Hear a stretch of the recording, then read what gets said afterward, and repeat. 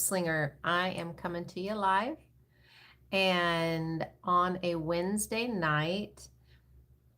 2 days left, only two. I don't know if you realize, but we have been together for 2 months now. Almost in 2 days, it will be 2 months. That is incredible. 124 of you have stuck with me for this journey, for this saga, looking at one verse in the Bible. I will be the first to admit, when I first had this thought come upon me, when I first had this knowledge that I was supposed to do this, I thought, I don't know if I understand the assignment, because one verse spread out and talked about for 2 months.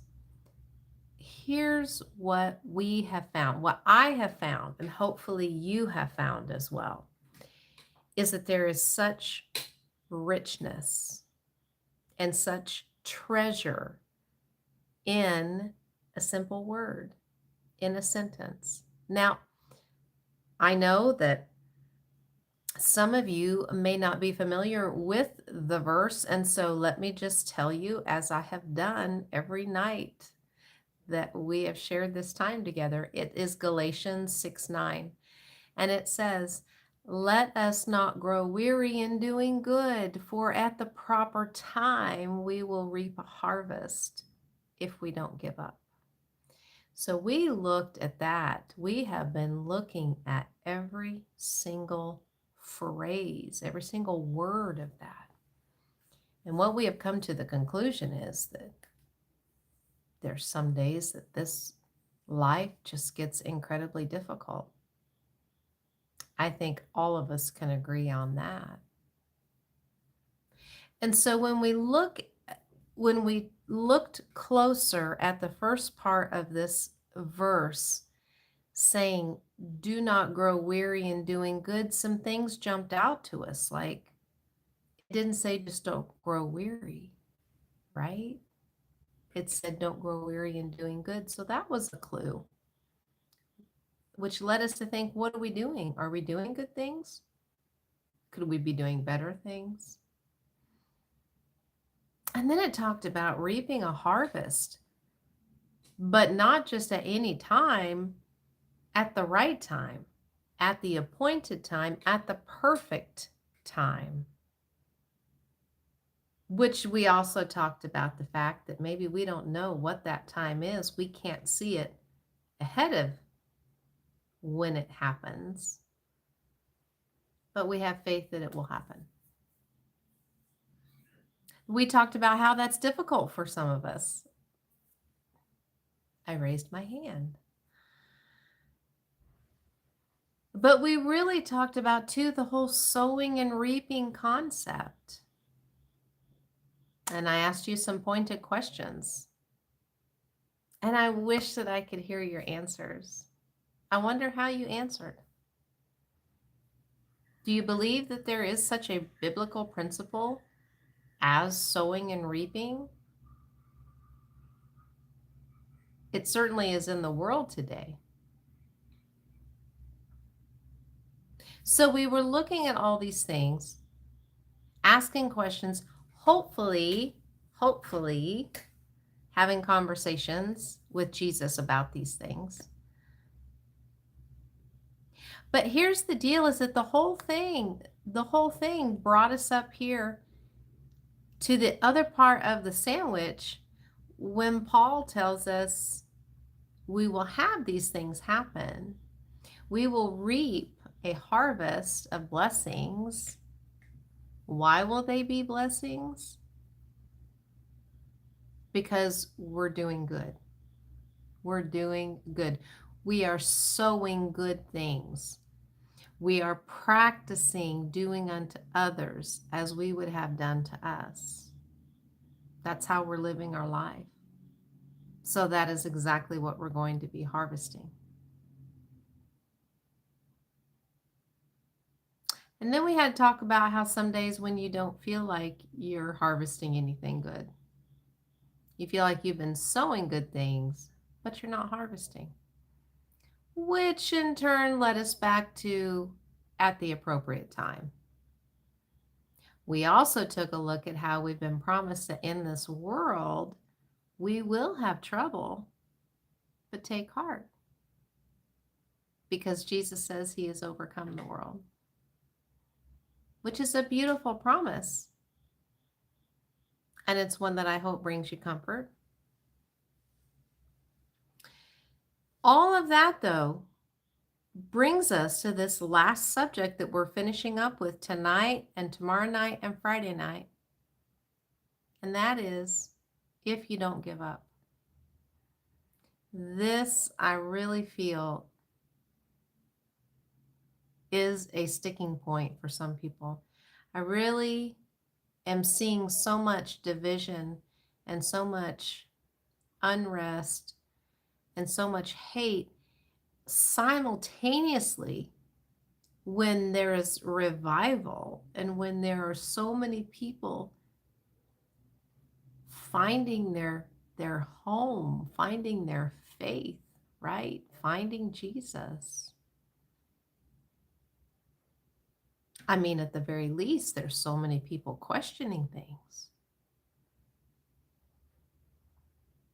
So if we don't give up is a loaded statement because there are seasons that's exactly what we feel like doing.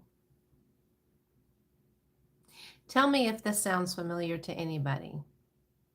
When we are in a difficult season and when we are contemplating giving up, there are a couple of things that happens. One of those things is we tend to isolate ourselves and sort of withdraw as like, I have nothing to offer anybody anymore. I think I'll just take my marbles and go home. I think I will withdraw. And it's not out of healthy boundaries. It's out of a giving up. That should be a sign that you should take a closer look at that and lean in and ask why the isolation. Is it because you need a break? Or is it because you're close to giving up? Something that can play into us giving up too is when we stop questioning. We stop wanting to know the truth about things. We stop the good fight. We just feel like we can't do it anymore. Either we lose interest or we just don't have the gumption. When it comes down to it, there's a lot of reasons that people may give up. But on this next to last night that we have together, even though I'm coming to you with no makeup, not looking like an influencer, but perhaps as a friend, can I just tell you that you do have something to offer? And I would encourage you to stay in the fight of doing good and to not grow weary. Because hope is a beautiful thing. And that is what I am here to remind you of. That's my whole lane to run in while I'm here on earth, is to give people hope. And so as we look at that, let me just remind you that you are worth being here. You are worth having a space. You are worth finding out your purpose. You say you don't even know me, Amy. Valid. I do not. But seeing as how we are studying a verse out of the Bible, shouldn't be a hard jump for you to hear me say that I love what the Bible has to say. And one of the things that I love about what it says is that while you and I were not so nice people, when we were very lost and very in the dark and sinners, so separated, that's when our champion came. That's when the one who says, I love you more than life, came on the scene. Mm. So I might not know you personally, but Jesus definitely does. He knows you by name, and he would love to have a relationship with you.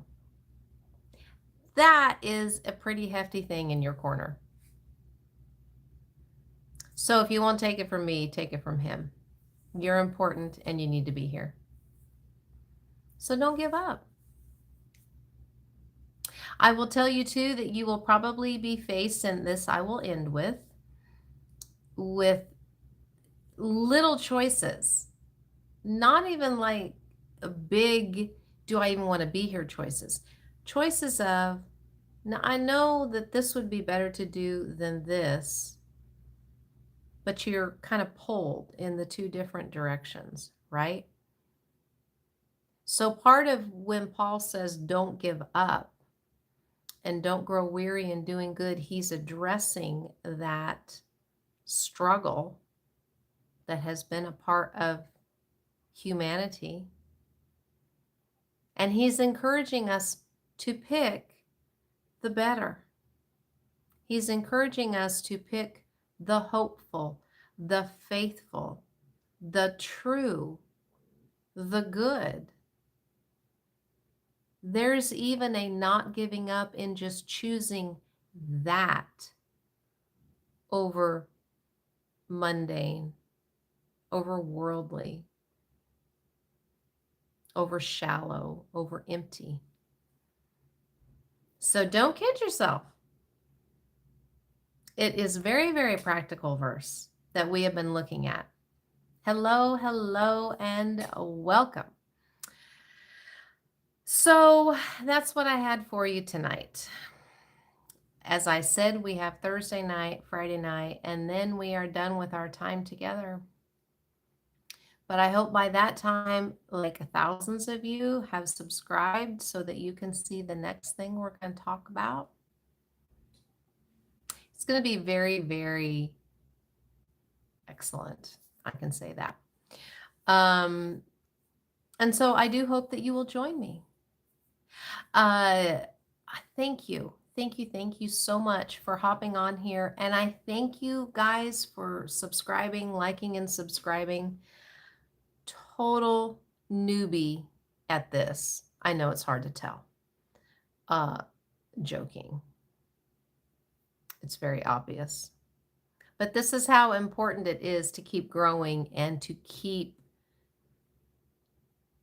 doing good, to not grow weary in doing good, even if it's something outside of your comfort zone like this.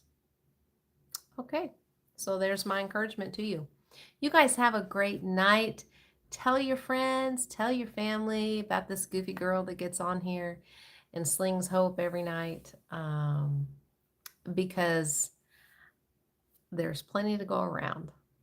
Okay, you guys be blessed. Have a great night, and we will see you tomorrow.